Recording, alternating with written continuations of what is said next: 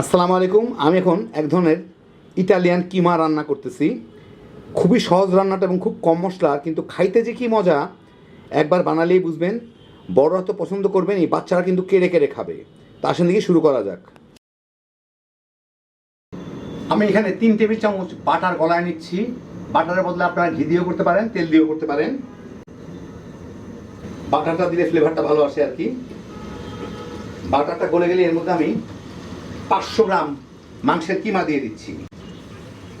দিয়ে এগুলাকে একটু ভেঙে ভেঙে দিতে হবে, দলা পেকে যাতে না যায়। একটু আমি ভেজে নিব। মাংসটা পানি ছাড়বে, পানিটা একটু শুকানো পর্যন্ত।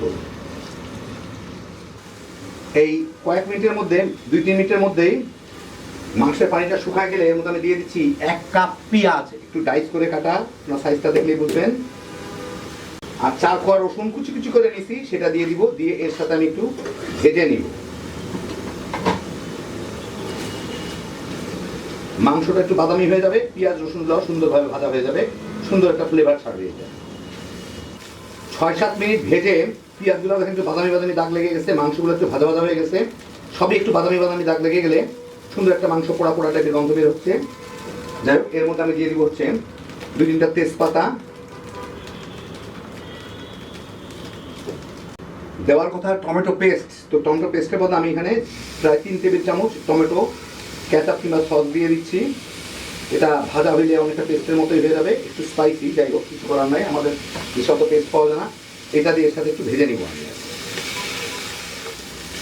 মিনিট 3 মতো ভেজে টমেটো সসটার পানিটা শুকায় গেলে একদম একটু বাদামি বাদামি হয়ে তলে লেগে যাচ্ছে।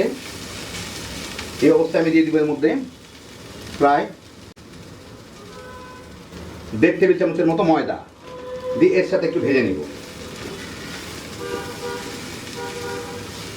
ময়দার কাঁচা গন্ধটা চলে যাওয়া পর্যন্ত। এই মিনিট খানেক ভেজেই ময়দার কাঁচা গন্ধটা চলে গেলে আমি এর মধ্যে দিয়ে দিচ্ছি এখানে 2টা আলু মাঝারি সাইজের ছোট ছোট কিউব করে কাটা, আর একটা গাজর। দেখে বুঝতে পারছেন, যার যার পছন্দ মতো দিবেন। আর পানি দিয়ে দিয়ে নিলে পুড়ে যাবে। এখানে দেওয়ার কথা বিফ ব্রথ, তো বিফ ব্রথ আমার কাছে নাই, সেই জন্য আমি পানিটা ব্যবহার করলাম। একই সাথে এখন মশলা দিয়ে দিই আমি 1 চা চামচ চিলি ফ্লেক্স দিব, ভাঙা শুকনা মরিচ। এতে আপনারা ইটালিয়ান সিজনিং দিতে পারেন অথবা থাইম দিতে পারেন। তো সহজভাবে হচ্ছে এই যে এই ধরনের জিনিসগুলা আমরা পিজা খাইতে গেলে পিজা হাট, ডোমিনোজ বিভিন্ন জায়গায় পিজার সাথে দেয় একটু মশলা, এই মশলাগুলো রেখে দিতে পারেন, এগুলো দিয়ে দিতে পারেন। তো আমি ওইটাই ব্যবহার করবো আর কি এর মধ্যে, অথবা চাইলে বাংলাদেশি মশলাও দিয়ে দিতে পারেন। তো ওরই আমি 5-6টা প্যাকেট ব্যবহার করবো এর মধ্যে।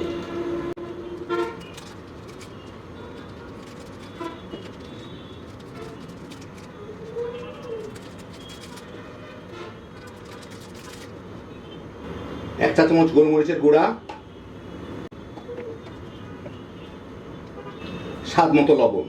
আপনাদের কাছে ইটালিয়ান সিজনিং কোনো কিছু না থাকলে আপনারা কিন্তু এর মধ্যে গরম মশলার গুঁড়া ব্যবহার করতে পারেন, তার একটা দেশি ফ্লেভার আসবে, খাইতে কিন্তু দারুণ লাগবে। আর সামান্য একটু পানি দিয়ে দিই, এটা কমবে, মানে এরপরে আমার গাজর আর আলুটা সিদ্ধ হয়ে গেলে কিন্তু এটা রান্না হয়ে যায়। আর ময়দা দেওয়ার জন্য এটা কিন্তু ঝোলটা ঘন হয়ে যাবে, আর ময়দা দেওয়ার জন্য একটু জাল দিলেই ঝোলটা ঘন হয়ে যাবে। এখন আমি লবণ টবণ সব দেখে নিই। হ্যাঁ, পারফেক্ট। একটু নোনতা মিষ্টি টাইপের হয় এটা। এখন আমি এটাকে ঢেকে মাঝারি জাল কি তার থেকে একটু নিচে জাল দিব, মাঝে 2-1 বার নেড়ে দিব আলু আর গাজরটা সিদ্ধ হওয়া পর্যন্ত। মিনিট 10 জাল দিলাম, কয়েকবার নেড়ে দিচ্ছিলাম। দেখেন উপরে পানি পানি দেখা গেল, কিন্তু ঝোল নাই, নিচে কিন্তু লেগে লেগে যায়, জন্য বারবার নেড়ে দিতে হবে। আলুগুলোও সিদ্ধ হয়ে গেছে, গাজরগুলোও সিদ্ধ হয়ে গেছে, অসাধারণ একটা ফ্লেভার বের হচ্ছে। আর খাইতে যে কি মজা, খাইলেই তো বুঝবেন। যাই হোক, আপনারা কিন্তু আরেকটু শুকনা শুকনা করে ফেলা যায়, কিংবা এইভাবে রেখে দেওয়া যায়। আমি এইভাবেই রাখবো। চুলাটা বন্ধ করে দিয়ে আপনাদের আমি একটু পরিবেশন করে দেখাচ্ছি। ঝোলটা কিন্তু আরেকটু টেনে যাবে। তো এই দেখেন হয়ে গেল আমার দারুণ মজার ইটালিয়ান কিমা রান্না। রান্নাটা দেখলেন খুবই সহজ, কিন্তু খাইতে যে কি মজা একবার বানালেই বুঝবেন। এটা যেরকম রুটি পরোটা দিয়ে খাইতে পারবেন, ঠিক তেমনি স্প্যাগেটি কিংবা নুডলস রান্না করে এর সাথে মিশায়ও বাচ্চা বড় সবাই মিলে তামা তামা করে খায় ফেলাইতে পারবেন। একটু পার্সলে পাতা দিয়ে দেওয়ার কথা, সে জায়গায় আমি একটু পার্সলে একটু ধনিয়া পাতার কুচি ছড়াই দিচ্ছি। একদম সহজে হ্যাপি জোশের একটা রান্না, একবার বানায় দেখেন, তাইলেই বুঝবেন। আল্লাহ আপনাদের সবাইকে ভালো রাখুন, সুস্থ রাখুন, নিরাপদে রাখুন। ইনশাআল্লাহ বেঁচে থাকলে আবার দেখা হবে। ফি আমানিল্লাহ।